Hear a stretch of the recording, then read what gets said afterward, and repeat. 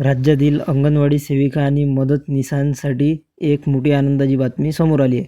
कारण महाराष्ट्र शासनाच्या महिला व बाल विकास विभागामार्फत 27 मे 2026 रोजी एक महत्त्वाचा शासन निर्णय जारी करण्यात आला आहे.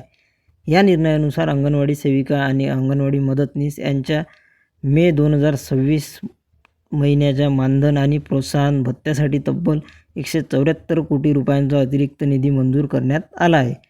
मित्रांनो, हा निधी एकात्मिक बाल विकास सेवा योजनेअंतर्गत वितरित केला जाणार आहे.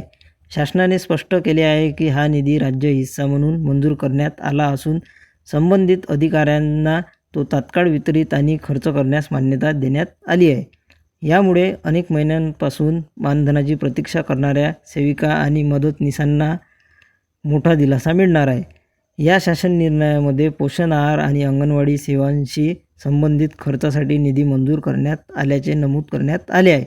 विशेष म्हणजे 2026-2027 या आर्थिक वर्षासाठी ही तरतूद करण्यात आली असून शासनाने संबंधित विभागांना निधी योग्य पद्धतीने वापरण्याच्या सूचना देखील दिल्या आहेत.